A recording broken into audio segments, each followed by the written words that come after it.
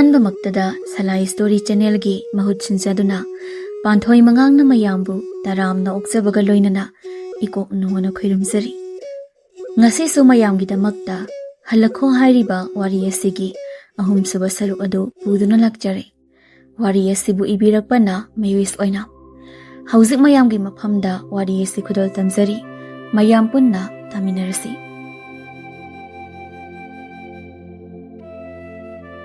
E ꯃꯔꯤ ꯈꯛꯇꯅ ꯏꯃꯨꯡ ꯃꯅꯨꯡ ꯅꯠꯇꯦ, ꯑꯩꯒꯤꯗꯃꯛ ꯀꯅꯥꯁꯨ ꯂꯩꯇ꯭ꯔꯦ ꯈꯜꯂꯛꯄ ꯃꯤꯀꯨꯞꯇ ꯂꯩꯔꯝꯃꯤ ꯑꯩꯒꯤꯁꯨ ꯆꯥꯅꯕꯤ ꯃꯔꯨꯞꯇꯣ꯫ ꯑꯋꯥꯕ ꯀꯌꯥ ꯊꯦꯡꯅꯔꯤꯉꯩꯗ ꯀꯥꯎꯊꯣꯛꯂꯨꯏ, ꯑꯗꯨꯕꯨ ꯊꯪꯅꯕ ꯃꯤꯀꯨꯞꯇ ꯂꯦꯞꯇꯨꯅ ꯂꯩꯔꯝꯃꯤ ꯃꯤꯠꯃꯥꯡꯗ꯫ ꯀꯔꯤꯒꯤ ꯋꯥꯔꯤ ꯋꯥꯒꯅꯨ, ꯅꯪꯒꯤꯗꯤ ꯑꯩ ꯂꯩꯔꯤ ꯍꯥꯏꯕꯒꯨꯝ꯫ ꯏꯔꯩꯃ ꯃꯄꯤ ꯇꯥꯔꯒ ꯀꯞꯄꯛꯏ ꯃꯤꯁꯛꯇꯨ ꯎꯕꯗ, ꯆꯦꯟꯁꯤꯜꯂꯒ ꯈꯪꯀꯣꯟ ꯀꯣꯟꯁꯤꯜꯂꯤ, ꯃꯆꯤꯟꯗꯁꯨ ꯍꯥꯏꯔꯤ, ꯂꯁꯤꯡ, ꯂꯁꯤꯡ, ꯑꯩ ꯌꯥꯝ ꯋꯥꯔꯦ꯫ ꯑꯩ ꯀꯩꯗꯧ ꯍꯥꯏꯕꯅꯣ ꯍꯧꯖꯤꯛ?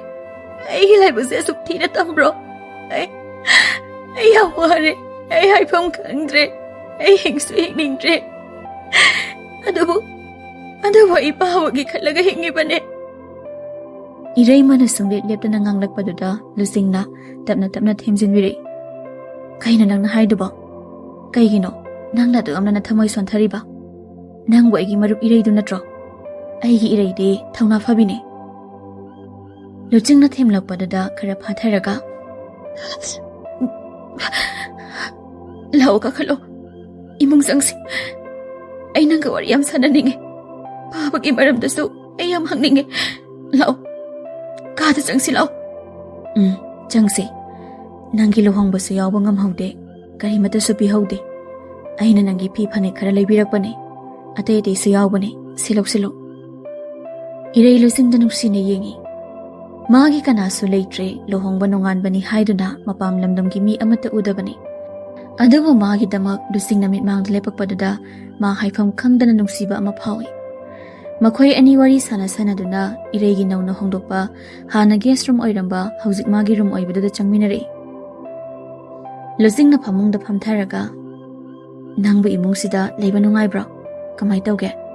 ꯂꯩꯔꯤꯕ ꯑꯍꯜ ꯂꯃꯟꯁꯤꯡꯁꯤꯗꯤ ꯐꯕ꯭ꯔꯣ?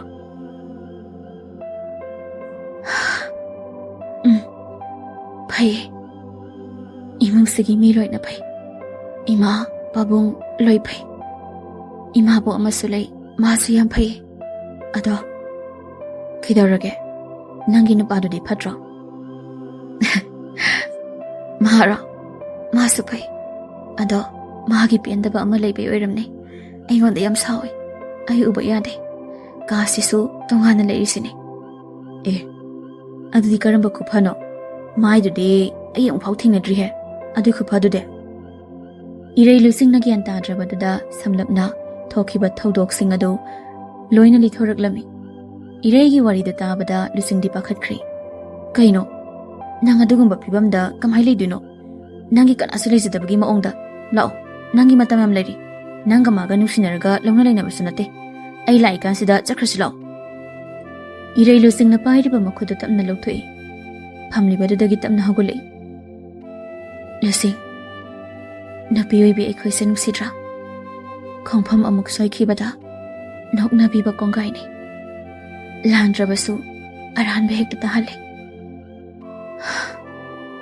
ꯑꯗꯨ ꯐꯅ ꯑꯣꯏꯗꯨꯅꯁꯨ ꯑꯩ ꯃꯧ ꯑꯣꯏꯔꯕꯤꯅꯦ, ꯌꯨꯝꯅꯥꯛ ꯁꯥꯒꯩ ꯑꯣꯜꯂꯕꯤꯅꯦ, ꯌꯨꯝꯕꯨꯔꯦꯝꯕꯤ ꯑꯃꯅꯤ, ꯐꯅ ꯋꯥꯔꯕꯁꯨ ꯑꯩ ꯃꯐꯝꯁꯤꯗ ꯁꯤꯒꯅꯤ꯫ ꯏꯈꯨꯠꯁꯤꯅ ꯂꯦꯡꯗꯨꯅ ꯃꯥꯒꯤ ꯃꯐꯝꯗ ꯀꯨꯟꯗꯣꯛ ꯄꯔꯦꯡ ꯍꯨꯛꯇꯨꯅ ꯄꯨꯟꯁꯤ ꯂꯤꯄꯨꯟ ꯁꯦꯝꯈ꯭ꯔꯕꯅꯤ ꯃꯥ ꯑꯩ꯫ ꯃꯤꯌꯥꯝ ꯃꯃꯥꯡꯗ ꯃꯥ ꯑꯩ ꯑꯃꯠꯇ ꯑꯣꯏꯔꯦ ꯍꯥꯏꯅ ꯁꯥꯈꯤ ꯊꯝꯈ꯭ꯔꯕꯅꯤ꯫ ꯑꯗꯨ ꯐꯅ ꯑꯣꯏꯗꯨꯅꯁꯨ ꯑꯩ ꯅꯪꯅ ꯋꯥꯕꯗꯤ ꯌꯦꯡꯕ ꯉꯝꯃꯣꯏ꯫ ꯅꯪꯅ ꯁꯤꯗ ꯋꯥꯅ ꯂꯩꯍꯧꯔꯒ ꯑꯩ ꯀꯃꯥꯏꯅ ꯍꯟꯈꯤꯕ ꯉꯝꯗꯣꯏꯅꯣ? ꯑꯩꯕꯨ ꯀꯅꯥꯅ ꯋꯥꯏ ꯍꯥꯏꯔꯤꯅꯣ? ꯑꯩ ꯌꯥꯝ ꯅꯨꯡꯉꯥꯏꯅ ꯂꯩꯌꯦ ꯃꯐꯝꯁꯤꯗ, ꯅꯪ ꯑꯩꯒꯤꯗꯤꯅꯦ ꯀꯩꯁꯨꯝꯇ ꯈꯟꯒꯅꯨ꯫ ꯂꯨꯆꯤꯡꯗ ꯑꯣꯟꯁꯤꯜꯂꯛꯏ, ꯇꯞꯅ ꯃꯈꯨꯠꯇ ꯄꯥꯏꯔꯛꯏ꯫ ꯑꯗꯣ ꯅꯪ ꯑꯩꯒꯤ ꯄꯥꯕꯕꯨꯗꯤ ꯈꯔ ꯌꯦꯡꯁꯤꯟꯕꯤꯌꯣ꯫ ꯃꯆꯥ ꯑꯩꯅ ꯄꯥꯕꯒꯤ ꯃꯅꯤꯡ ꯊꯨꯡꯍꯟꯕꯁꯨ ꯉꯝꯗꯦ, ꯅꯨꯡꯉꯥꯏꯅ ꯊꯝꯕꯁꯨ ꯉꯝꯗꯦ, ꯄꯨꯟꯁꯤꯒꯤ ꯋꯥꯖꯔꯛꯂꯕ ꯄꯥꯕꯅꯦ꯫ ꯑꯃꯨꯛ ꯃꯄꯤ ꯇꯥꯔꯛꯏ, ꯃꯄꯤꯗꯨ ꯂꯨꯆꯤꯡꯅ ꯇꯞꯅ ꯇꯩꯊꯣꯛꯄꯤ꯫ ꯀꯩꯒꯤ ꯑꯗꯨꯒꯤꯗꯃꯛꯇ ꯋꯥꯔꯤꯅꯣ? ꯑꯩꯈꯣꯏ ꯃꯌꯥꯝ ꯂꯩꯁꯤꯗꯤ, ꯑꯩꯅ ꯑꯗꯨꯝ ꯄꯥꯕꯕꯨ ꯅꯨꯡꯇꯤꯒꯤ ꯌꯦꯡꯁꯤꯜꯂꯤ ꯆꯥꯛꯁꯨ ꯑꯗꯨꯝ ꯑꯩꯅ ꯊꯣꯡꯉꯒ ꯄꯤꯖꯩꯌꯦ ꯅꯪꯗꯤ ꯅꯨꯡꯉꯥꯏ ꯌꯥꯏꯐꯅ ꯑꯅꯥ ꯑꯌꯦꯛ ꯌꯥꯎꯗꯅ ꯄꯥꯟꯕ ꯑꯣꯏꯌꯨꯀꯣ ꯑꯗꯣ ꯑꯩ ꯊꯦꯡꯈ꯭ꯔꯅꯤ ꯒꯥꯔꯤ ꯑꯃꯨꯛ ꯐꯪꯍꯧꯗ꯭ꯔꯗꯤ ꯐꯔꯛ ꯇꯥꯅꯤ ꯆꯠꯂꯒꯦ ꯍꯥꯏꯔꯣ ꯆꯥꯛ ꯆꯥꯈꯤꯁꯦ ꯆꯥꯛ ꯂꯣꯏꯔꯕꯅꯦ ꯑꯩꯈꯣꯏꯅꯤ ꯄꯨꯟꯅ ꯆꯥꯃꯤꯟꯅꯈꯤꯁꯦ ꯑꯩ ꯆꯥꯔꯔꯣꯏꯒꯦ ꯄꯥꯕꯁꯨ ꯃꯊꯟꯇ ꯂꯩꯍꯧꯋꯦ ꯅꯨꯡꯉꯥꯏꯔꯔꯣꯏ ꯑꯩ ꯆꯠꯅꯕ ꯇꯧꯔꯒꯦ ꯐꯔꯦ ꯑꯗꯨꯗꯤ ꯑꯩ ꯊꯤꯟꯗꯣꯛꯀꯦ ꯑꯗꯣ ꯅꯪ ꯇꯣꯏꯅ ꯂꯥꯛꯎꯀꯣ ꯂꯥꯛꯀꯦ ꯌꯥꯔꯦ ꯊꯤꯟꯗꯣꯛꯇ꯭ꯔꯁꯨ ꯂꯩꯍꯧꯔꯣ 이베마 아이버 ꯉꯥꯡꯃꯨꯁꯥꯒꯤ ꯇꯥꯏꯞꯇ ꯑꯃꯨꯛ ꯊꯤꯟꯗꯣꯛꯇ꯭ꯔꯁꯨ ꯌꯥꯔꯦ ꯍꯣ ꯀꯅꯥꯝꯇꯅ ꯐꯥꯔꯣꯏꯌꯦ ꯑꯁ ꯑꯗꯨꯏ ꯅꯠꯇꯦꯍꯦ ꯑꯩ ꯒꯦꯠ ꯐꯥꯎꯕꯗꯤ ꯊꯤꯟꯗꯣꯛꯀꯦꯕ ꯂꯥꯛꯑꯣꯁꯦ ꯑꯅꯤꯗꯣ ꯉꯥꯏꯍꯥꯛꯇꯤ ꯑꯋꯥ ꯅꯨꯡꯉꯥꯏ ꯋꯥꯔꯤ ꯁꯥꯟꯅꯃꯤꯟꯅꯗꯨꯅ ꯍꯔꯥꯎ ꯍꯔꯥꯎ ꯊꯧꯃꯤꯟꯅꯔꯛꯏ ꯏꯔꯩꯅ ꯒꯦꯠ ꯐꯥꯎ ꯂꯨꯆꯤꯡꯕꯨ ꯊꯤꯟꯗꯣꯛꯄꯤꯔꯛꯏ ꯌꯥꯔꯦ ꯏꯕꯦꯝꯃ ꯂꯩꯍꯧꯔꯣ ꯑꯩ ꯆꯠꯆꯈ꯭ꯔꯒꯦ ꯑꯁ ꯃꯁꯤꯗꯤ ꯑꯗꯨꯗꯤ ꯑꯩ ꯂꯩꯍꯧꯔꯦꯀꯣ ꯍꯣꯏ ꯂꯩꯍꯧꯔꯣ ꯑꯩ ꯆꯠꯂꯦꯀꯣ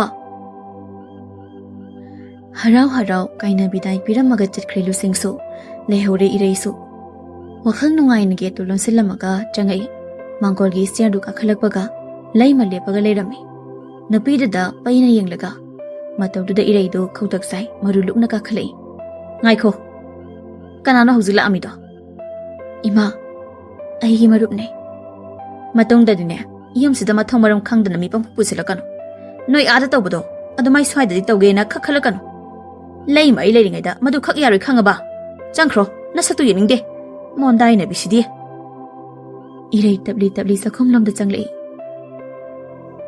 ꯑꯊꯣꯏꯗꯣ ꯆꯥꯏꯔꯤꯕꯁꯤꯡꯗꯣ ꯂꯣꯏꯁꯤꯜꯂꯤ ꯍꯩꯃꯥ ꯏꯃꯥꯎ ꯆꯪꯉꯛꯑꯕꯣ ꯂꯥꯛꯑꯣ ꯑꯁꯦꯁꯦ ꯆꯥꯛꯁꯦ ꯆꯥꯊꯣꯛꯃꯤꯟꯅꯔꯁꯤ ꯂꯥꯛꯑꯣ ꯏꯃꯥꯕꯣ ꯑꯩ ꯆꯥꯅꯤꯡꯗ꯭ꯔꯦ ꯏꯃꯥꯕꯨ ꯆꯥꯊꯣꯛꯄꯤꯔꯣ ꯑꯩ ꯂꯣꯏꯁꯤꯜꯂꯛꯑꯒꯦ ꯆꯥꯔꯤꯁꯤꯡꯁꯦ ꯍꯩ ꯀꯩꯒꯤ ꯆꯥꯔꯣꯏꯗꯣꯏꯅꯣ ꯂꯥꯛꯑꯣꯁꯦ ꯁꯠ ꯂꯥꯛꯑꯣ ꯑꯊꯣꯏꯅ ꯅꯝꯗꯅ ꯆꯥꯛꯇꯨ ꯍꯔꯥꯎ ꯍꯔꯥꯎ ꯆꯥꯃꯤꯟꯅꯩ ꯆꯥꯏꯔꯤꯕꯁꯤꯡꯗꯨꯁꯨ ꯂꯣꯏꯁꯤꯟꯃꯤꯟꯅꯈ꯭ꯔꯦ ꯌꯨꯝꯗ ꯊꯕꯛ ꯀꯥ ꯍꯦꯟꯅ ꯂꯩꯇꯦ ꯃꯥꯒꯤ ꯊꯕꯛ ꯇꯧꯅꯕ ꯃꯤꯑꯣꯏ ꯊꯝꯕꯅꯤꯅ ꯁꯨꯝꯅꯇꯒꯤ ꯆꯥꯛ ꯊꯣꯡꯕ ꯈꯛꯇꯅꯤ ꯑꯀꯛꯅꯕ ꯃꯤ ꯊꯝꯕ ꯃꯗꯨꯗ ꯏꯔꯩꯅ ꯇꯧꯒꯦꯅ ꯑꯊꯣꯏꯗꯒꯤ ꯅꯝꯗꯅ ꯃꯨꯜꯂꯒ ꯇꯧꯔꯤꯕꯅꯤ ꯊꯕꯛꯇꯨ ꯂꯣꯏꯅ ꯂꯣꯏꯁꯤꯜꯂꯛꯂꯦ ꯉꯁꯥꯏ ꯑꯌꯨꯛꯇꯒꯤ ꯊꯕꯛ ꯂꯣꯏꯁꯤꯜꯂꯛꯄꯒꯤ ꯋꯥꯔꯗꯨꯅ ꯃꯥꯒꯤ ꯀꯥꯗ ꯆꯪꯉꯛꯏ ꯉꯥꯏꯍꯥꯛ ꯄꯣꯊꯥꯒꯦ ꯍꯥꯏꯗꯨꯅ ꯉꯔꯥꯡꯁꯨ ꯐꯖꯅ ꯇꯨꯝꯗꯕꯒ ꯉꯥꯏꯍꯥꯛ ꯋꯥꯈꯜ ꯈꯜꯂꯝꯃꯒ ꯑꯗꯨꯝ ꯇꯨꯝꯊꯈ꯭ꯔꯦ ꯁꯣꯝꯗ ꯅꯨꯡꯁꯥ ꯃꯔꯛꯇꯨꯗ ꯒꯥꯔꯤ ꯉꯥꯏꯔꯤ ꯃꯈꯣꯏꯒꯤ ꯂꯝꯒꯤ ꯒꯥꯔꯤ ꯅꯥꯇꯩ ꯌꯥꯝ ꯆꯥꯗꯕꯅꯤ ꯌꯥꯝꯅꯁꯨ ꯅꯨꯡꯉꯥꯏꯇꯕꯅꯤ ꯏꯝꯐꯥꯜꯗꯒꯤ ꯈꯔ ꯍꯥꯏꯊꯔꯒ ꯂꯩꯕꯅ ꯃꯔꯝ ꯑꯣꯏꯔꯒ ꯒꯥꯔꯤ ꯁꯨꯝ ꯉꯥꯏꯔꯒ ꯂꯩꯕꯗꯨꯗ ꯅꯥꯀꯟꯗ ꯒꯥꯔꯤ ꯑꯃ ꯈꯥꯝꯖꯤꯜꯂꯛꯏ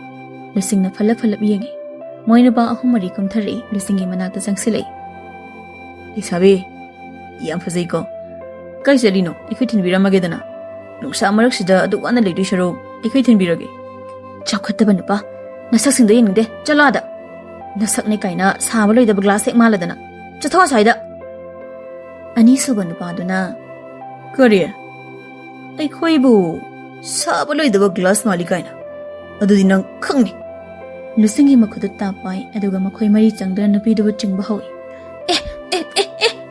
ꯀꯩꯅꯣ ꯇꯧꯏꯗꯨꯕꯣ ꯈꯨꯠꯁꯤ ꯊꯥꯗꯣꯛꯑꯣ ꯍꯥꯏꯕꯅꯤ ꯈꯨꯠꯁꯦ ꯀꯅꯥ ꯂꯩꯒꯦ ꯑꯩꯕꯝꯇ ꯀꯟꯕꯤꯌꯣ ꯀꯅꯥ ꯂꯩꯒꯦ ꯃꯈꯨꯠ ꯄꯥꯏꯔꯤꯕ ꯅꯨꯄꯥꯗꯨꯒꯤ ꯃꯃꯥꯟꯅꯕꯗꯨꯅ ꯍꯩ ꯒꯙꯥ ꯅꯨꯄꯤꯁꯤ ꯃꯆꯤꯟꯁꯤ ꯃꯦꯜꯂꯨꯅꯦ ꯅꯪꯕꯣ ꯃꯤ ꯇꯥꯔꯗꯤ ꯁꯣꯏꯗꯅ ꯁꯣꯏꯕ ꯇꯥꯔꯤꯅꯦ ꯂꯥꯞꯇꯛꯅ ꯒꯥꯔꯤ ꯊꯧꯔꯛꯄ ꯌꯣꯏ ꯃꯌꯥꯏꯅ ꯎꯔꯦ ꯇꯧꯔꯤꯗꯣ ꯃꯥꯁꯨ ꯒꯥꯔꯤꯗ ꯊꯨꯅ ꯊꯧꯖꯤꯜꯂꯛꯂꯒ ꯈꯥꯝꯃꯤ ꯅꯨꯄꯥꯁꯤꯡꯗꯨꯁꯨ ꯒꯥꯔꯤ ꯈꯥꯝꯃꯛꯄꯩ ꯃꯈꯣꯜ ꯇꯥꯕꯗꯨꯗ ꯆꯞ ꯂꯦꯞꯄꯤ ꯒꯥꯔꯤꯗꯨꯗ ꯃꯨꯟꯅ ꯌꯦꯡꯉꯤ ꯌꯣꯏ ꯃꯌꯥꯏ ꯌꯥꯃꯣꯡ ꯍꯥꯗ ꯀꯨꯝꯊꯔꯛꯏ ꯀꯔꯤꯅꯣ ꯇꯧꯔꯤꯗꯨꯕꯣ ꯁꯥ ꯁꯟ ꯐꯥꯎꯕꯒꯤ ꯃꯑꯣꯡꯗ ꯅꯨꯄꯤꯗꯨꯕꯨ ꯁꯣꯔꯣ ꯆꯤꯡꯉꯤꯗꯨꯕꯣ ꯅꯪ ꯅꯊꯧ ꯀꯩ ꯂꯩꯒꯦ ꯑꯩꯈꯣꯏ ꯀꯨꯁꯤꯅꯤ ꯅꯪ ꯀꯅꯥ ꯑꯣꯏꯔꯤꯒꯦ ꯑꯩꯕꯨꯗꯤ ꯀꯅꯥꯝ ꯑꯣꯏꯗꯦꯗ ꯑꯗ ꯅꯣꯏꯅ ꯇꯧꯔꯤꯗꯣ ꯌꯥꯝ ꯐꯖꯗ꯭ꯔꯕ ꯑꯉꯥꯡ ꯑꯣꯏꯅ ꯁꯨꯡꯉꯥꯛꯇꯕꯤ ꯏꯇꯥꯎ ꯃꯁꯤ ꯅꯨꯄꯥꯁꯦ ꯐꯨꯔꯨꯖꯣ ꯃꯈꯨꯠ ꯄꯥꯏꯔꯤꯕ ꯅꯨꯄꯥꯗꯨꯅ ꯃꯥꯒꯤ ꯅꯥꯀꯟꯗ ꯂꯦꯞꯂꯤꯕ ꯅꯨꯄꯥꯗꯨꯗ ꯑꯣꯟꯁꯤꯜꯂꯒ ꯍꯥꯏꯔꯛꯄꯅꯤ ꯑꯃꯗꯨꯁꯨ ꯁꯥꯎꯔꯤ ꯑꯩꯕꯨ ꯁꯤꯔꯣ ꯅꯪ ꯍꯤꯡꯒꯦ ꯍꯥꯏꯕꯅꯤ ꯅꯪꯒꯤꯗꯨꯗꯤ ꯅꯪ ꯑꯣꯏꯅ ꯆꯠꯂꯨ ꯌꯥꯗ꯭ꯔꯣ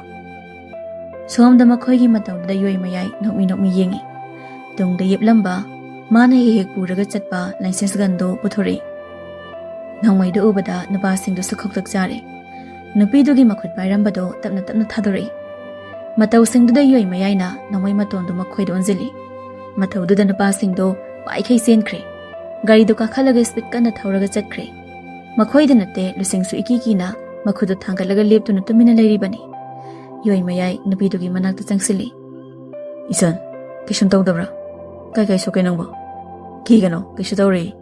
Aigilasis Gandhi. Lusing no Taragalay Badagi, Tamnam Kale. Napada, Tingak Yingli. Kashim Sokti. Tapna lip Kale, Andoga. Dada Yam Nungaizer, Aibukan Bibaki. Dada Agilaman, Unsisupagi Singbangam Gatabamante. Kagilamanoda. Sidi Angamamba, Mating Pangnamani. Ado, Nangim Bukaikawe. Aigidi, Lusing Henby Kawe. Mayamna, Lusing and Nushina Kawi. Ado, Dadagidi. Ho, Yam Pazay Sangimingse. Aisu, Lusing Korgi Kodade. Aigina, Yoimay. As, Kaidagi, Pazadabanekesum. Ado, Nang Bukaidagino. Dadat and Biramage, Mind Dobra.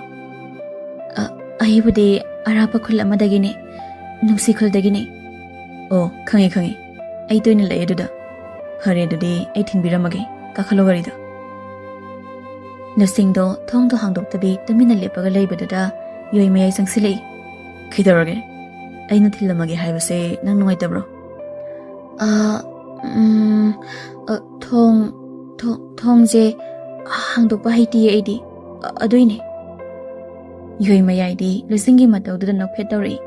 Mano in a hang up Viraga, Kakal Halina Pido. Aduga maso, driver sit to the Laglaga, Kakale. Gari starter of a Toba Hori. Lusing di, Dong Banadum Koi the Wahiri. Nice Isa, me yam pate. Pate. Equisoidi. Aduna Sidala di, Yam hissing the Zalo. Aduna Bukai the Zalino. Aidi Imanabi, a Masai the Mayumbale, Adula Chalubane. Imanabida, Yam Kapoe. I see am no idea. Lusingi wad the Yui may I so, Kitang no idea of Howie, Gagino de, Masasu Kangde. Aduga Muxo, Lusingi some Jambama on the da, Machan Amagum Nuxi of Hori. Ichan, came the colorano. Masanunga from the Panthoi Mangang. Ado, the daddy Kaidagino. I would sing the Meetei. Oh, Dada say, Mabuyam Param do Mali. As, Waridi. Ani the worry sana donasum taropana, Lusing Hogilam do Siori. Lusing with Tambiramaga, Masum Garido, Tauduna Zetkri. Somda, Tomtin Gimayumdani. Hiaira Gapuna, Tomtingale Minari. Tomtinamaya Ikiki Galaga. Natudu Masakundoge. Tomtil. Why young Ankano? Makana no Ikandi. Aigidi, Nankangi Munadro. Chalada! Nanginaton Sabi Gulabdro. And the Gunanum she do is. I know him a crane, must hook in a cave for the Don't tell you wanted the Hiail, Mamit Paying a. Don't tell Hialing him to the water docre. Madugi Mahaz and Danduna, Lak to Vizala. I ain't gonna allow on high kibney, loud them. Imana Benito reason they can't have a lorm died and sing a point or. Don't tell. Nanke am Queen Anki Dino. Nanki the ready, Nangzuni, young Zena. Nati, no PM Bunana Kudang Pirapuri Duga, Nayum Yorotina Tore. Luhongbang amoy dana. Masanto Honjaban edudi, ay nate. Tomten Makokto, pet high, or every high bagi matagum. Makoy anina adam na hainering da, Yui may I so, Hatua to down the sangi. Hectangapada, so far than Ninatan from take. Kikiwa Canaramino. Tomten noina. Kangde, ama singauri. Moigi, Kang badagi kang labi, Kang legi wakilda. Here I'll pine yang a Tomtenda. Tomtin so sinada, my topatorogale. Yoi may an source sound on Terraga. Here. Now walk up the moon of the Kankoda. Nang how's you for a supertraso, Luhongabane. Yoi may I. Sida, Ake Kaloino. Napido in a palm and Mushin Lobanante. Mamma son a pambay, total falling a drop. Aduga in a magi karimukan koi vanusida. Adufa no iduna so, Nupini Mahakto. Nakoi Sagai the Tillaba. Mayamgi. Meeting high Bamusulabane. Aduga Mana, Babungi Jasukal. Yari may I swearisine. I sukanglin at na, Kanamtan Shibangam. Anidugi Warido, Marido on Terrakani Kangaduna, Tomtin the Marak Fatale. Yarise, animal to candy. And then how won't Tonga, Zarflo. A home dongang Nanganadana, Togadabasing the Tonary. Inga Yangi Nungzodo, Kanagumba Amagi Mapamdadi, mi Pairamgani. And the boy ifam dadi. Tamoigi may sakbuko hanbangam hale. Hene so, Kurang lagli, Nungzu to dabu. Nang Tilgi matamni. Erase at lambadagi, make up tolagli. Mamai mamit tanto aga, Makantagum tare. Kaisum tauningai leitabana kisan leibaromda changli. Athoi sunungthilgi sa lolaga leirami. Ima bo cha lolira. Haima, ima hawgala abo. Ima bongna kawarambani nangdi phasana tumaga lehawbaduda hawdu amdrabani. Aidi khanghaudri ima bo. Ado sumaina sum leibasi yam waye. Inkhongumba ama koiradi nungaigadaba male. Thabak tawgadabasu amata leite. Mina loina tawki. Sini ne ina kunba nungayai phaba migi punsi mahingse. Sidabuni miwaiba ikhoina kalaknadana tanaba hotnaribase. As ima bo aidi pamdi sigi punsi mahingse. Aidi agi khungangi isam chamba. Harau harau thabak suruga hingzaba punsiduna hena pame. Nate langbo inkhol koiningbrane. Irai mamai thong maka lamna. Koininge. Aduga hensang so fresh ngakta charani doiradi. Amta lainararoi isasu farani. Ngasigidi tawragumsi. Yumgine maning thangbado adalam ahangba mate khara leibani.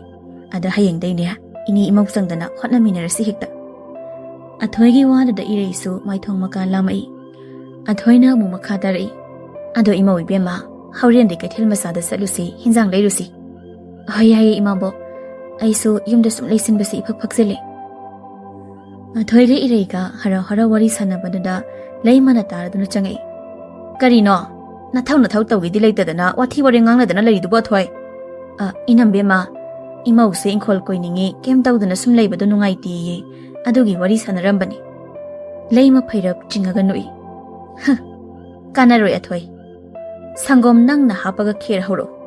Nakhoi tadasu chaninge hayobani. Ireidi yam nungai jade leimana mangonda inthi nungai na wangang bidabase. Adubu karimata di haiba ngamjade.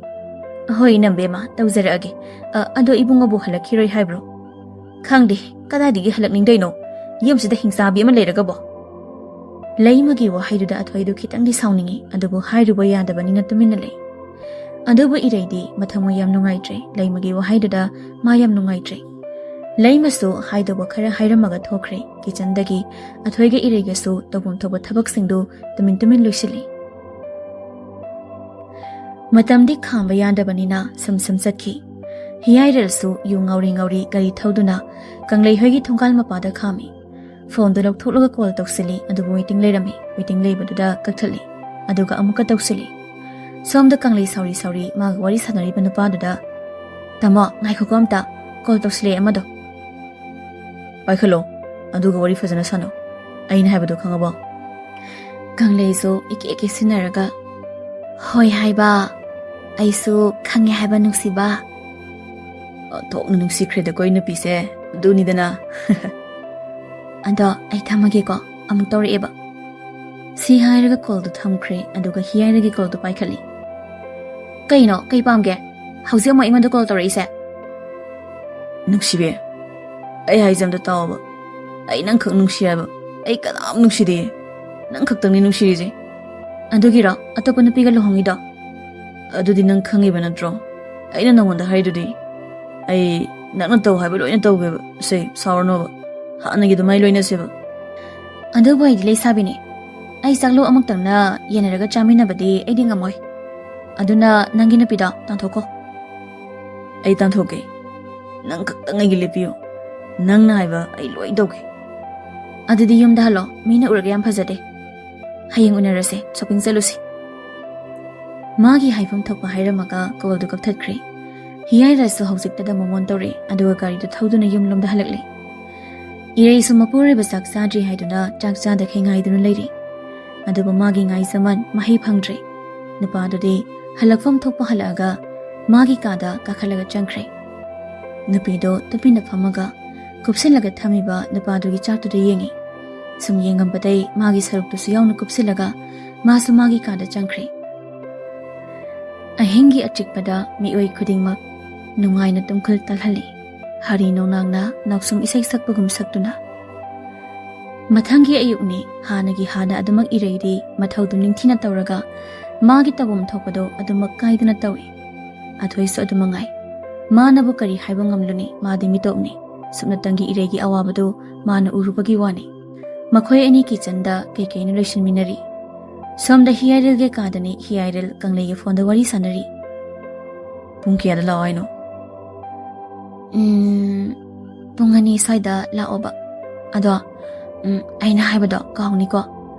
Aina haiba yadradi nang adum loirabani khang. Hoi he, aibu nang na haibada kay yadaba yaugene. Adu oirasu. Amaduna nanak na leiba luhongaba. Aduga ina mitopne. Taningde, aduwa do hairkano haiba natraina. Ha, nahonda do hairano haiba natraba. Aduedi hainadanaba nang silu yadro. Matam kitang ngai ko kaidoge. Ai suba hungi thabakse. Aina maipuna na onjingkige. Aduga ai mathang torki kaidoge. Sanariba warido mathakta kada ka khalakpa ireina tahore. Chumnatangi madi mana laiba kaduda ka khalakpani. Magi runga hiarengi runga thangnabani. Mama pukningda kitangdi nungaite adubu thoina khanjiludri. Magi sulaibam thokpa leirage khankhre. Aduna magi kada changlaklaga mana tawadabadu tawba loiraga amuk makhada para kumthakre. Napiduna ka khalambadu napadu uribani. Tawgiyawna masu usinade warido sanaribani. Adubu napiduna hanna phau yenglamdana changkhraga amuk kumthakibadu mangonda hanna phau yenglamdabadu wari sanarambadu ngihak chaplepi. Khoidau thitpagum tawi napiduna adumna tarambaduda. Phondagi napiduna Hello? Hello? Tadro? Kanglay, ay thamage. Huring halia dorag. Napiduna hoy mai haibaga nang di fatkak thali. Napidu sumaton ta solawi nafitaraga. Hiyaire. Nang di igilangda thuraba ngani. Asi hairaga no ikana. Somda napadasu makhada hathu kumthari. Nungsibagi sunate napiduna mangondagi leithokpaduda khoidau thilibani. Madi kisande hek changbadi nungaitaduna ngahak leitumi lepaga. Mana adumna leirikanduda mamana tungdagi hai thoiba kaidorino sida. Hiyaira so haipidi khangi kemta tawdaba saraga aisa thakningi ma chalolo hayo. Hoi ima haige. Isagi bu kaino. Ado nang sukada sum leiba nungai ba hongnadi. Mapanda napabung lehobani. Wari sanaram.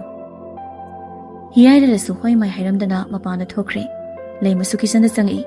Hai athoi chalolo. Thoi bado sa thakningi haibani. Hoi inambema lonzarage. Leima sukuina leiramde magi haibam thokpa hairamaga chatkre. Cha thakningi nupaduna haibadada iraisu salon biri. Cha lona athoida wahiri. Imabo. Haima. Isabu kai hainingene. Ha. Hairo okoidana adum imabokda. Iraidi haifet nakaktawi aduga.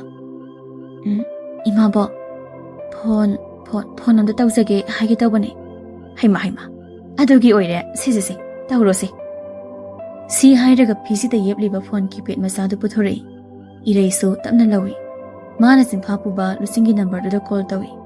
Ring du susali. Ngihak ring satlaba matungda phone da paikhali. Hello? Hello, Lusing. Aine. Irai mane. Nang kaidorino sangbro. Irai na aduna phone tarakpada da madi yam harawi. Aya. Irai. Nang phone pairabo. Aya, yam harawi. Kisam tawdiye. Ai paba khoida sakki tawriye. Paidiye imabokine. Adudi Lusing. Pabada phasana yengsinbiyuko. Aina lakpasu ngamdre. Ado ai laknaba tawge soidana. Ado aibu sangba ngamkhigatra.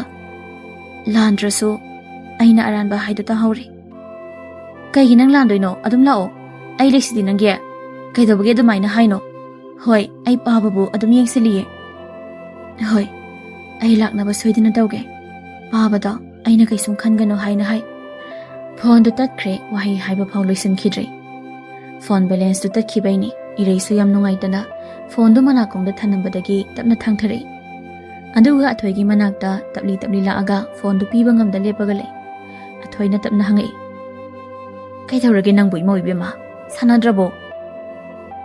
Iraina tapna phone du piraga. Imabo phone balance ta thokre aduini. Haima. Adugi oire. Imabokne hayengdo balance do phasana hanbirage aduga sanaroko imawgisu phone ama leizarabadine hek nungaijagadamni kemta khalunuda imabokise adum sanaw athoina harau hairakpaduda iraisu maithongdu maka kharlamje aduga chalon khibudu loiraduna chadu phasana hairi haibu loiraba sa singdo athoida onsilaga imabo ꯑꯩ ꯆꯥꯛ ꯏꯟꯖꯥꯡ ꯊꯣꯡꯅꯕ ꯇꯧꯔꯝꯃꯒꯦ ꯏꯃꯥꯕꯣꯛꯅ ꯑꯣꯏꯅ ꯄꯤꯕꯤꯌꯨꯔꯣ ꯐꯔꯦ ꯐꯔꯦ ꯂꯣꯏꯁꯤꯜꯂꯝꯃꯣ ꯑꯩ ꯄꯤꯔꯨꯔꯒꯦ ꯑꯊꯣꯏꯁꯨ ꯋꯥꯗꯨ ꯈꯪꯅ ꯍꯥꯏꯔꯛꯂꯤꯕꯅꯤ ꯆꯥꯗꯨ ꯄꯨꯊꯣꯔꯛꯏ ꯌꯨꯝꯗꯨꯒꯤ ꯅꯥꯀꯟꯗ ꯒꯦꯁ ꯂꯥꯛꯑꯒ ꯐꯝꯐꯝ ꯁꯦꯝꯃꯒ ꯊꯝꯕ ꯒꯥꯔꯗꯦꯟ ꯃꯆꯥ ꯑꯃ ꯂꯩꯕꯗꯨꯗ ꯏꯃꯨꯡ ꯄꯨꯜꯂꯞ ꯐꯝꯃꯒ ꯂꯩ ꯑꯗꯣꯝꯗ ꯂꯥꯛꯑꯒ ꯆꯥꯗꯨ ꯄꯨꯔꯛꯏ ꯍꯤꯌꯥꯏꯔꯦꯜꯗꯤ ꯏꯔꯩ ꯂꯥꯛꯀꯗꯕꯩ ꯅꯤꯡꯉꯨꯕꯅꯤ ꯑꯗꯨꯕꯨ ꯈꯜꯂꯨꯕ ꯑꯣꯟꯅꯔꯦ ꯑꯊꯣꯏ ꯑꯣꯏꯅ ꯂꯥꯛꯄꯗꯨꯗ ꯃꯥꯅ ꯇꯧꯔꯤꯗꯨ ꯎꯅꯤꯡꯕꯒꯤ ꯅꯠꯇꯦ ꯀꯔꯦꯝꯅꯅꯤꯡꯕꯒꯤꯅꯤ ꯀꯌꯥꯗ ꯐꯠꯇ꯭ꯔꯤꯕ ꯅꯨꯄꯥꯅꯣ ꯌꯦꯡꯉꯣ ꯃꯁꯤꯒꯤ ꯅꯨꯄꯥꯁꯦ ꯃꯥꯅ ꯄꯥꯞ ꯄꯨꯗꯅ ꯀꯅꯥꯅ ꯄꯨꯗꯣꯏꯅꯣ ꯑꯩ ꯑꯣꯏꯔꯗꯤ ꯁꯨꯡꯅꯨꯡ ꯅꯨꯡꯁꯤꯕ ꯉꯝꯃꯣꯏꯀꯣ ꯃꯇꯧꯁꯦ ꯉꯥꯛꯄꯤꯕꯁꯨ ꯉꯝꯃꯣꯏ ꯑꯊꯣꯏꯅ ꯆꯥꯗꯣ ꯑꯃꯃꯝ ꯄꯤꯔꯦ ꯑꯗꯨꯒ ꯆꯪꯈ꯭ꯔꯦ ꯃꯥꯁꯨ ꯂꯩꯃꯅ ꯋꯥ ꯉꯥꯡꯕ ꯍꯧꯔꯛꯏ ꯃꯈꯣꯏ ꯄꯥꯕꯨꯡ ꯅꯆꯥꯁꯦ ꯀꯃꯥꯏ ꯇꯧꯁꯤ ꯍꯥꯏꯕꯅꯣ ꯅꯤꯡꯊꯧ ꯏꯉꯉꯛꯅ ꯀꯔꯤꯅꯣ ꯀꯃꯥꯏ ꯇꯧꯕ ꯍꯥꯏꯕ ꯃꯃꯥ ꯍꯣ ꯒ꯭ꯌꯥꯟ ꯑꯣꯟꯊꯣꯛꯅ ꯇꯥꯕꯤꯈꯤꯗ꯭ꯔꯦꯗ ꯍꯩ ꯒ꯭ꯌꯥꯟ ꯇꯥꯗꯕ ꯅꯠꯇꯦꯅꯦ ꯃꯃꯥ ꯑꯩꯒꯤꯁꯦ ꯃꯁꯥꯒꯤ ꯇꯧꯕꯤꯕ ꯍꯥꯏꯕꯨ ꯂꯨꯍꯣꯡꯕꯤꯔꯦ ꯃꯌꯨꯝ ꯃꯀꯩ ꯄꯥꯜꯍꯟꯕꯤꯔꯦ ꯃꯥꯁꯨ ꯃꯁꯥꯒꯤ ꯃꯍꯩꯁꯨ ꯃꯇꯤꯛ ꯆꯥꯅ ꯇꯝꯂꯨꯔꯦ ꯍꯧꯖꯤꯛꯇꯤ ꯑꯩꯒꯤ ꯃꯇꯦꯡ ꯄꯥꯡꯕ ꯑꯣꯏꯅ ꯕꯤꯖꯤꯅꯦꯁꯇ ꯃꯥꯏ ꯑꯣꯟꯁꯤꯟꯕ ꯌꯥꯔꯦ ꯑꯩꯒꯤ ꯀꯝꯄꯅꯤꯁꯤꯡ ꯑꯁꯤꯁꯨ ꯑꯩꯒꯤ ꯀꯝꯄꯅꯤꯁꯤꯡꯁꯤꯒꯤ ꯊꯧꯕꯨ ꯑꯣꯏꯅ ꯊꯕꯛ ꯇꯧꯔꯣ ꯍꯥꯏꯔꯦꯅ ꯑꯩꯗꯤ ꯑꯗ ꯃꯥꯅ ꯌꯥꯖꯗꯕꯅꯦ ꯃꯄꯥꯒꯤ ꯋꯥꯗꯨ ꯇꯥꯕꯗ ꯍꯤꯌꯥꯏꯔꯦꯜꯅ ꯄꯥꯕꯨꯡ ꯑꯩ ꯇꯧꯔꯒꯦ ꯄꯥꯕꯨꯡꯅ ꯍꯥꯏꯕꯗꯣ ꯑꯗꯨꯒ ꯑꯩꯒꯤ ꯗ꯭ꯔꯥꯏꯚꯔ ꯑꯃꯗꯤ ꯊꯝꯃꯣ ꯑꯦꯁꯤꯁꯇꯦꯟ ꯑꯃꯒ ꯌꯥꯔꯦ ꯑꯦꯁꯤꯁꯇꯦꯟꯗꯨꯗꯤ ꯇꯣꯝꯊꯤꯟ ꯑꯣꯏꯍꯜꯂꯒꯦ ꯃꯃꯥꯒ ꯃꯄꯥꯒꯗꯨ ꯌꯦꯡꯅꯩ ꯑꯉꯛꯄꯁꯨ ꯄꯣꯛꯏ ꯑꯁꯨꯛ ꯀꯨꯏꯅ ꯍꯥꯏꯔꯛꯄꯁꯤ ꯁꯨꯡꯌꯥ ꯌꯥꯗꯅ ꯁꯤꯗ ꯇꯠꯈꯤ ꯂꯩꯈ꯭ꯔꯕ ꯃꯆꯥꯅ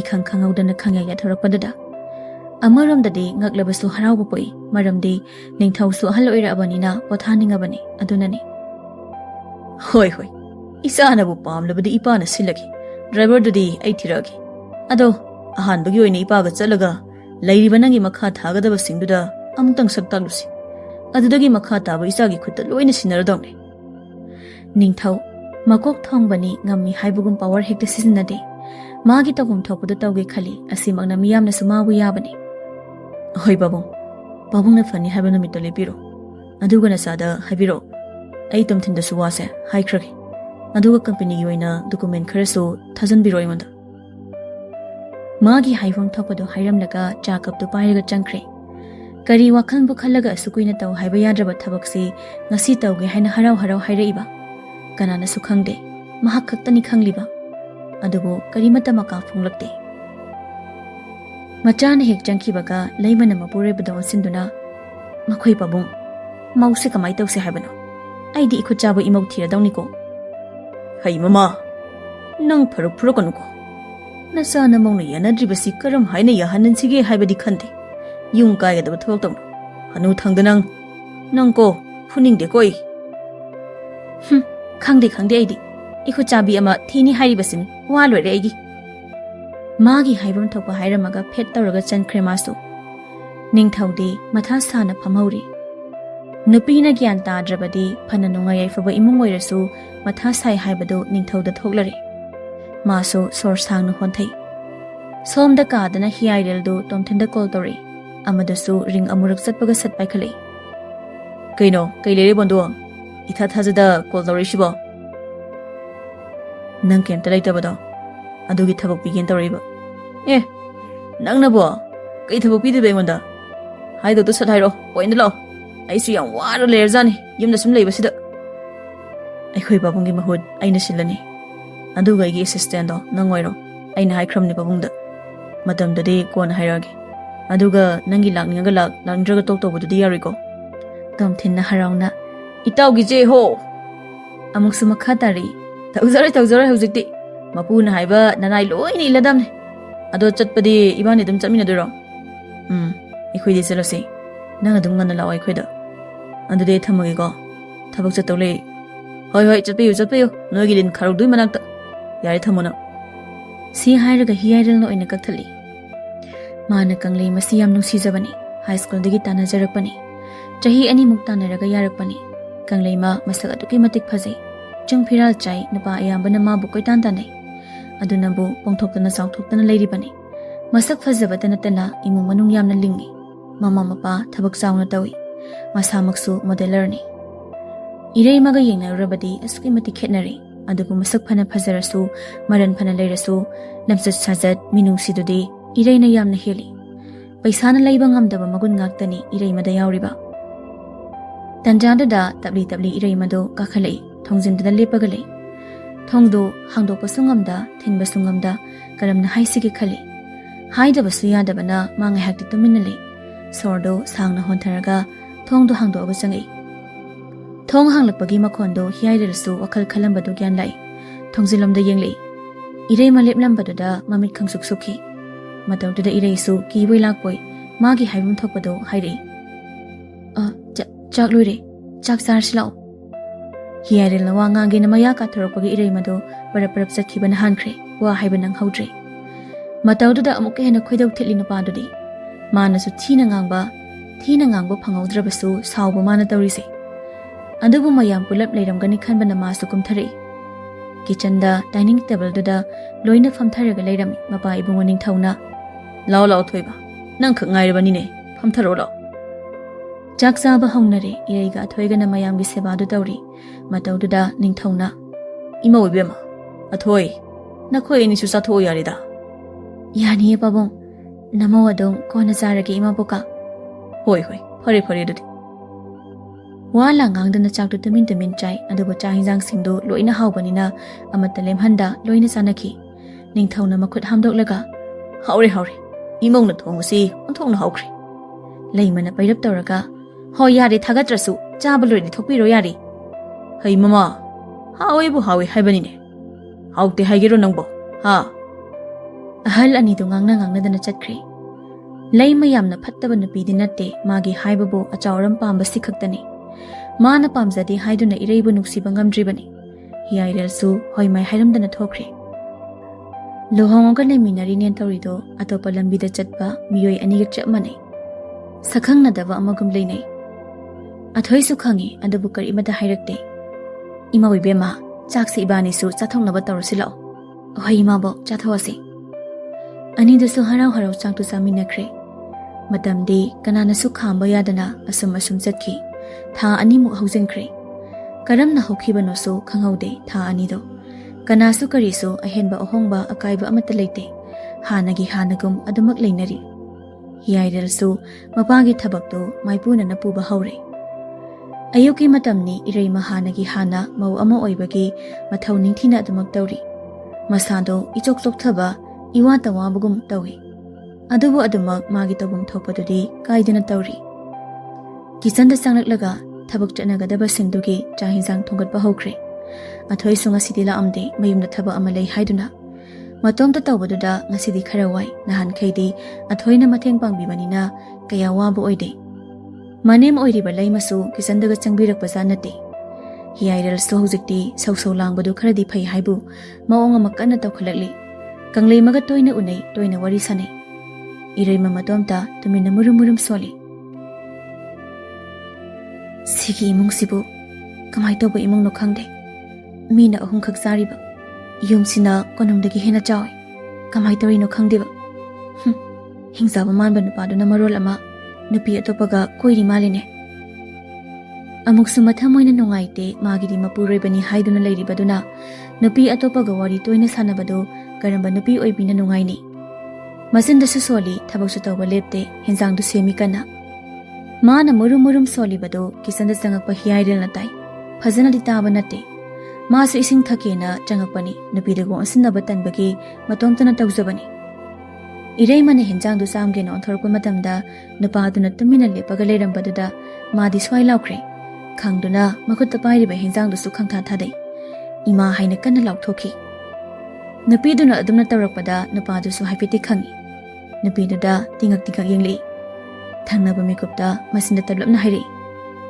thaba matawada adu cheksindaba namai du thapa nupa pambiside asi hairamlaga magi lobom thokpa isingda lawraga chatkhri nupi dusu makhada tariba henjang do khunjinna mana hoi mai amta haidana migi matong se lepamaga aingondaga mai thokpa dale kamaina khangoidunaba masaktu hingsa ba hengmankhai masu matamda sauri cha hinjang do thongba loisinkhre pijagadaba singloina pijakre masu khara charaga thaba amuk loisinba loiraduna kaada changai kaada hek changakpaga sor sangna honthai ngasai khai thabak tawrubagi waraduna ngasidi masando charangne leitadaba ama phawi mapagasu wari sananingi ꯑꯗꯨꯕꯨ phone ꯑꯃꯠꯇ ꯄꯥꯏꯗꯕꯅ ꯎꯄꯥꯏ ꯂꯩꯇꯦ ꯃꯥꯒꯤꯗꯤ ꯑꯊꯣꯏꯗꯒꯤ ꯈꯔ ꯁꯥꯟꯅꯖꯕꯗꯨ ꯉꯁꯤꯗꯤ ꯑꯊꯣꯏꯁꯨ ꯂꯥꯛꯇꯕꯅ ꯀꯅꯥꯝꯇꯗ ꯍꯥꯏꯕ ꯉꯝꯖꯗꯦ ꯃꯄꯨꯛꯅꯤꯡꯗ ꯈꯟꯖꯩ ꯕꯥꯕꯥ ꯅꯪꯕꯨ ꯀꯔꯝ ꯂꯦꯜꯂꯤꯕꯒꯦ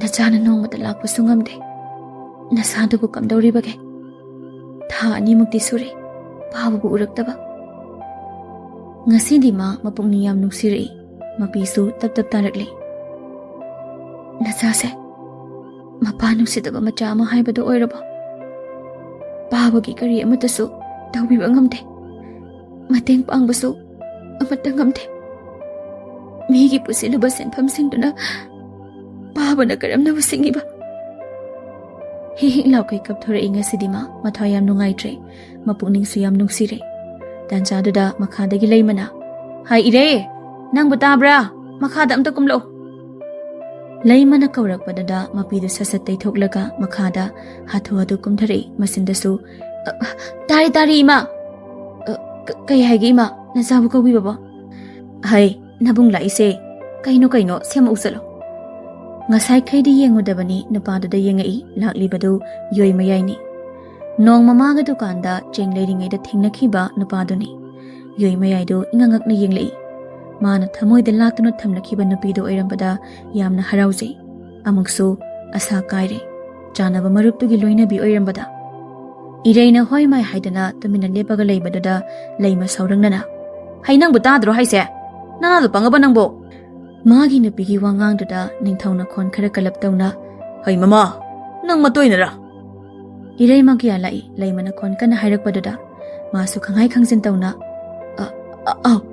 ꯍꯣꯏ ꯏꯃꯥ ꯑꯩ ꯇꯧꯖꯧꯔꯒꯦ ꯄꯔꯞ ꯏꯃꯨꯡ ꯂꯣꯝꯗ ꯑꯃꯨꯛ ꯆꯪꯈ꯭ꯔꯤ ꯌꯣꯏ ꯃꯌꯥꯏꯁꯨ ꯒ꯭ꯌꯥꯟ ꯂꯥꯛꯏ ꯃꯥꯁꯨ ꯂꯩꯃꯒ ꯅꯤꯡꯊꯧꯒꯤ ꯃꯃꯥꯡꯗ ꯅꯣꯛꯃꯤ ꯑꯃꯨꯛ ꯇꯧꯔꯛꯏ ꯏꯃꯥ ꯍꯤꯌꯥꯏꯔꯦꯜꯗꯣ ꯂꯩꯔꯝꯃꯗꯤ ꯑꯃꯨꯛ ꯍꯦꯟꯅ ꯅꯨꯡꯉꯥꯏꯗꯧꯅꯤ ꯇꯧꯔꯤꯁꯦ ꯅꯤꯡꯊꯧꯅ ꯑꯣꯏꯅ ꯂꯥꯛꯑꯅꯤ ꯅꯪꯒꯤ ꯃꯔꯨꯞꯇꯨꯁꯨ ꯉꯁꯤꯗꯤ ꯉꯟꯅ ꯍꯜꯂꯛꯀꯅꯤ ꯍꯥꯏꯔꯝꯕꯅꯤ ꯇꯣꯝꯊꯤꯟꯁꯨ ꯌꯧꯔꯛꯀꯅꯤ ꯌꯣꯏ ꯃꯌꯥꯏ ꯉꯁꯤꯗꯤ ꯆꯥꯛ ꯆꯥꯔꯒ ꯍꯟꯈ꯭ꯔꯣ ꯀꯨꯏꯔꯦ ꯅꯪꯅ ꯁꯤꯗ ꯂꯥꯛꯈꯤꯗꯕ ꯇꯥꯗ ꯍꯣꯏ ꯏꯅꯝꯃ ꯍꯣꯏꯁꯨ ꯅꯣꯡꯇ ꯂꯥꯛꯇꯦ ꯑꯩꯈꯣꯏꯗ ꯀꯩ ꯅꯨꯡꯉꯥꯏꯇꯕ ꯂꯩꯕꯅꯣ ꯈꯪꯗ꯭ꯔꯦ ꯏꯃꯥ ꯅꯣꯡꯃ ꯆꯠꯁꯦꯅ ꯑꯗꯨꯝ ꯍꯥꯏꯅꯔꯒ ꯂꯩꯕ ꯑꯗ ꯊꯕꯛꯅ ꯑꯝꯇ ꯁꯪꯅꯗꯕꯩꯅꯤ ꯀꯩꯁꯨꯝ ꯅꯨꯡꯉꯥꯏꯇꯕ ꯂꯩꯇꯦꯗ ꯁꯣꯏꯗꯅ ꯂꯥꯛꯑꯒꯦ ꯃꯊꯪꯗ ꯑꯩꯒ ꯄꯨꯟꯅ ꯍꯣꯏ ꯑꯗꯨꯅꯤ ꯈꯔ ꯂꯥꯛꯎꯅꯦ ꯅꯣꯏꯁꯨ ꯏꯆꯥꯗꯤ ꯀꯔꯤ ꯍꯣꯠꯅꯔꯤꯒꯦ ꯍꯧꯖꯤꯛꯄꯣ ꯀꯩꯁꯨ ꯊꯣꯏꯗꯣꯛꯄ ꯇꯧꯗꯦꯗ ꯄꯥꯕꯨꯡꯒꯤ ꯃꯇꯨꯡ ꯈꯔ ꯏꯜꯂꯒ ꯊꯕꯛ ꯃꯇꯦꯡ ꯄꯥꯡꯉꯤ ꯁꯤ ꯃꯉꯥꯏ ꯂꯩꯃꯅ ꯃꯔꯛ ꯊꯠꯂꯒ ꯑꯃꯨꯛ ꯍꯣꯏꯅꯦ ꯅꯣꯏꯁꯨ ꯅꯌꯨꯝ ꯅꯀꯩ ꯄꯥꯟꯕ ꯌꯥꯕꯒꯤ ꯃꯇꯝ ꯌꯧꯔꯛꯂꯕꯅꯤ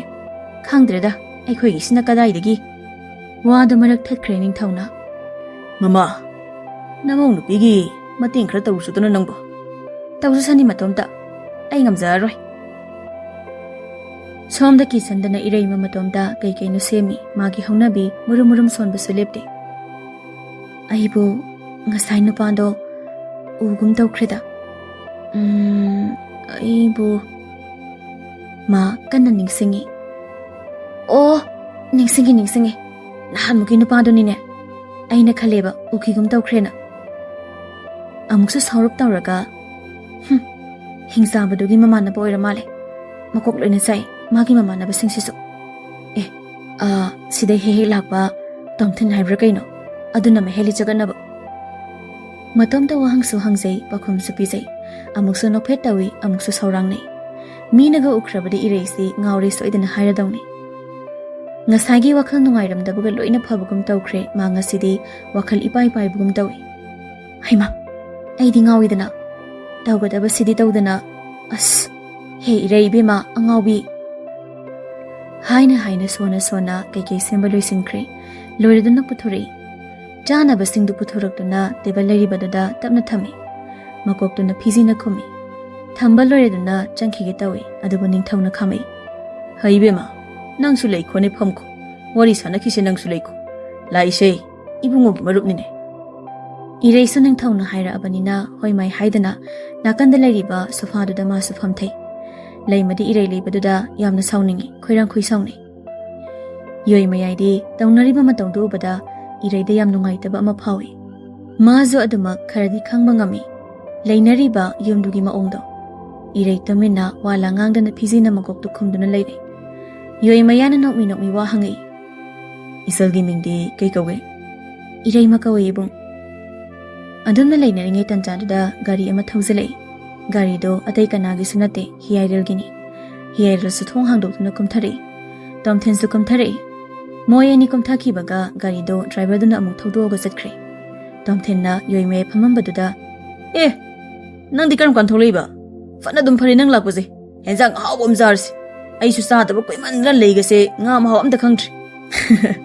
Halamdrini ha nangi lawbado. Hale nang su phajana du de. Hiyairil na. Yoime ai hankhrono. Chaka charga halo. Ai su fresh am toy thokige. Aduga am kumtharake. Machana pa na sangkhige tawbadada ningthauna. Thoiba amtangai. Wa haige tawbado magi phone lakpadada chap lepkhre. Hiyairil so change tawbado lepi mapana wa hairupa ngaibagi. Ningthau phone da paikhali. Hello. Oh, mani kana oibiraba. Ha. Kari no aisibo. Karam kandano. Mayam da tumin loina lay ningthauna haiba khaktani tariba. Phone da hairiba dadi amata taba nate. Hoi, ekhoi laknaba tawjaraki. Ngha ngai biramko. Ningthau gi wari khusana dada iraido mathamoi da leitadaba ama phawi. Ningthau phone da tapna thamkhre swar su sangna honthei. Maithong maka lamambado isuk suktakre. Iraida tapna yenglei. Magi napida mo silaga. Mama. Mausi. Mapiro shalaru salo. Ningthau gi wana da lairiba mayamdo mipaina bahori. Suktana saudana adam leiba napa so khazikti pakhat pagum tawi. Ningthau ne iraida yenglaga. Imoi bema. Ai khoi mioi khudingmak. Nongma natraga nongmadi. Asibagi khayata taga dawraba ngaktani. Adubu ahan akon haibagi wadu khaktani. Hinglingaida afaba thabak ngakta tawgadabani.